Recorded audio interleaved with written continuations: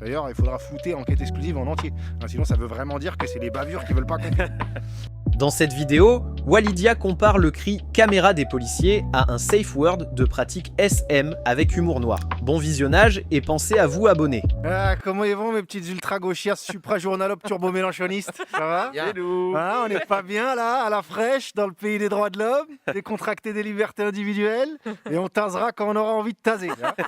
Je me mets à la place du gouvernement qui fait passer sa petite loi de sécurité globale pépouse. Darmanin jubile comme s'il avait réussi à interdire les rayons halal. Le plan se déroule sans accroc et bam! Ça se met à secouer des tentes de migrants comme quand tu veux faire tomber les dernières miettes du paquet de chips. Macron avait promis que plus personne ne dormirait dans la rue. Promesse de due, il les laisse pas dormir. Par contre, il les laisse dans d'autres rues. Bon, c'est comme ça. Avec un petit bonus savatage de journaliste façon Bouchère. Il y en avait un petit peu plus, mais je vous le laisse quand même. Les policiers sont sur le point d'obtenir une loi pour empêcher de diffuser des vidéos et ils peuvent pas se retenir une semaine d'éclater des gens sur le trottoir. Il faut qu'ils pratiquent, sinon ils ont peur de perdre la main apparemment. Parce que même si c'est pas la première fois que les forces de l'ordre se mettent à éventrer des sacs de couchage de réfugiés. Mais d'habitude, ça se passe dans une forêt du fin fond de Calais. Donc bon là, c'est comme le TikTok de Marlène Schiappa. On sait que ça existe, mais personne ne va voir ce qui s'y passe. Et quand tu crois que c'est fini, jamais, comme dirait Garou. Ah oui, j'étais pas sûr de celle-là. Deuxième cliffhanger, affaire Michel, agressé sans raison par 3 policiers.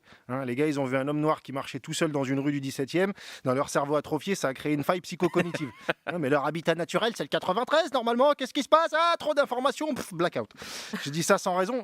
C'est pas vraiment sans raison. C'est vrai que Michel n'avait pas de masque.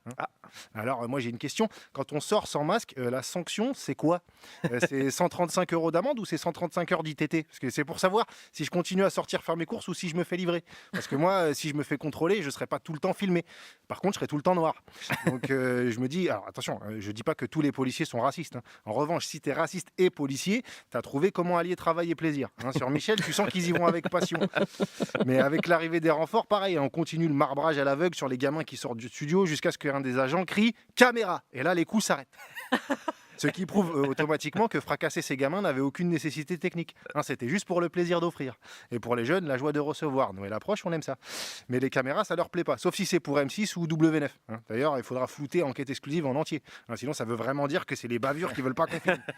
Parce que crier caméra pour les policiers, c'est ce qu'on appelle un safe word. Un safe word, normalement, c'est un mot à prononcer quand tu es dans une orgie sadomaso qui va trop loin. Tu es là, dans l'action, puis cornichon, cornichon. Voilà. Je veux bien être flexible, mais 3 dans le même orifice, ça dépasse mes capacités. On avait dit à cornichon, on arrête. Voilà. Parce que les flics violents, ça réagit à des stimuli pavloviens. Arabe et noir, tapé. Gilet jaune, soignant, étudiant, tapé. Caméra, pas tapé. Sinon, papan cucu IGPN.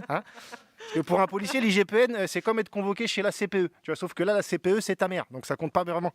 Et quand une phrase commence par selon l'IGPN, ça a la même valeur qu'une phrase qui commence par selon Jean-Michel Blanquer. C'est la même construction, sujet, verbe, complément, mensonge. Parce que parenthèse sur Blanquer, j'en peux plus de le voir. À chaque fois que je l'aperçois, je dois faire un effort mental surhumain pour pas imaginer un pénis sorti d'une douche froide avec des lunettes. Alors oui, c'est gratuit. J'ai bien compris. Pas le On a physique, l'image, sauf quand c'est drôle. Je ne le verrai plus jamais pareil. Ouais, je sais, tu l'auras toute ta vie. Je sais que c'est gratuit, je me paye sa tête. Mais lui, il se paye bien un syndicat. Chacun se paye ce qu'il peut. Comment tu veux avancer avec une équipe comme ça? On se rappelle des propos de Darmanin. Quand j'entends les mots violence policière, personnellement, je m'étouffe. Violence policière, violence policière, violence policière, violence policière, violence... Ouais, je cherche des solutions, les gars, faut que ça s'arrête. Parce que là, on en a la 2340e preuve vidéo et l'État déploie toujours les mêmes éléments de langage. Il ne faut pas que des débordements minoritaires viennent entacher la réputation de gna gna gna, les valeurs, gna gna la République, gna gna de Gaulle, Jeanne d'Arc, Pompidou, Clovis, Casimir. On a vraiment l'habitude. Et là, j'aimerais m'adresser aux policiers intègres, que je félicite, ceux qui dénoncent les mauvais comportements de leurs collègues. Par contre, ceux qu'on entend seulement quand il faut organiser un flash mob de lâcher de menottes si on leur retire l'étranglement, leur silence fait de soit des complices, soit des lâches. Dans les deux cas, c'est des qualités qui te rapprochent de Manuel Valls. C'est jamais un bon signe. La seule chose qui protégera les policiers, c'est d'avoir du respect pour l'ensemble des concitoyens. D'ailleurs, ce serait bien de commencer à pratiquer ça dès demain pour la manif, dont le déplacement a été interdit par le préfet de police Didier Lallemand. Vous savez, celui qui compte les manifestants éborgnés pour s'endormir. Là. Didier, je sais pas qui l'a raquetté en 6e, il faut qu'il arrête de nous faire payer ses blessures d'enfance. Parce que question, entasser des milliers de gens dans un espace restreint, avec un contexte social ultra tendu, en pleine pandémie mondiale, qu'est-ce qui pourrait mal se passer?